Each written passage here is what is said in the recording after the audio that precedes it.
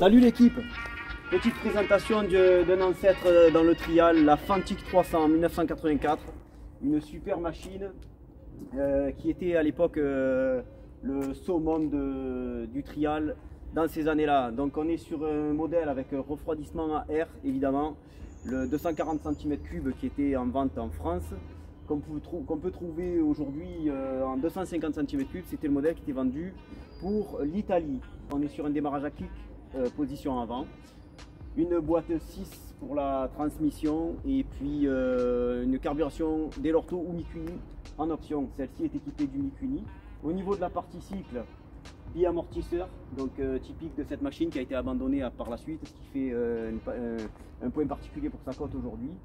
Donc ceux-ci ne sont pas d'origine, ainsi que les pontées de guidon qui ont été rehaussées pour le pilote qui a l'habitude de l'utiliser.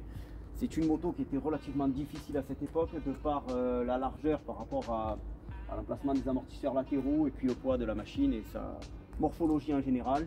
Elle est appelée le 300, mais c'est 240 cm3 comme je vous l'ai dit. Les points particuliers de cette machine, donc c'est le freinage qui est un freinage super endurant et magnifique à l'utilisation, qui est digne quasiment d'un freinage de frein à disque pas d'aujourd'hui, mais pas loin. Et au niveau mécanique, on a un arbre de type qui est relativement fragile sur les Fantic en général et qui nécessite lors de sa casse l'ouverture du bloc moteur, donc c'est pas super. Par contre, au niveau des roulements de vélo, première année où Fantic justement fait un moteur avec les roulements de vélo qui sont possibles d'être changés sans l'ouverture du moteur lui-même. Ça, c'est plutôt un bon point. En dehors du fait que à l'utilisation c'est une moto encombrante et que les amortisseurs gênent un peu au niveau des mollets au pilotage, sinon c'est une machine fantastique et fabuleuse. Donc là pour le coup on est sur une cote collection actuellement qui avoisine les 3000 € selon le modèle. Là celle-ci c'est une machine qui est strictement d'origine, mis à part les amortisseurs et les rehausses de guidon. On peut voir sur l'esthétique, c'est une superbe machine bien élancée, très belle et qui a cette espèce de garde-boue typique de la marque et du modèle. C'est clairement une moto d'homme, on voit que c'est un gros modèle, elle pèse 91 kg et sa garde au sol est de 300 mm. Donc ça en fait un trial royal. Au niveau des modifications qui ont été apportées sur ce modèle, et comme beaucoup, il y a les écopes de réservoir qui ont été découpées comme beaucoup pour pouvoir avoir un rayon de braquage supplémentaire qui nous permet de gagner 2 cm de chaque côté. C'est pas négligeable quand on est en pilotage d'une machine comme ça. Donc voilà les fameux amortisseurs qui ont été remplacés.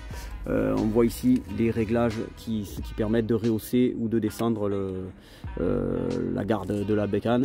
Là pour le coup elle est au plus bas parce que clairement c'est déjà très haut. Voilà, donc ici on voit bien le 240 cm3 avec le Mikuni optionnel à l'époque. Une très belle machine dans son jus, jamais restaurée. Donc un super modèle. Le fameux freinage particulier et hyper endurant. À l'époque c'était une révolution. D'ailleurs comme tout Fantic de cette époque là, c'était la marque de trial. Voilà, donc le kick ici, on a le démarrage super pratique. Démarrage vers l'avant, c'était peu commun et propre à ce modèle là. Sachez qu'on aura toute la gamme à vous présenter au niveau des Fantic et je ferai en sorte de vous faire suivre tout ça. On va également faire rouler cette machine, donc c'est un pilote qui s'occupera de faire la présentation en fonctionnement de cette moto. Évidemment en mode trial, c'est pas de la balade, c'est du trial à l'ancienne. Voilà. J'espère que cette vidéo vous a plu, abonnez-vous pour voir la suite. Merci, ciao.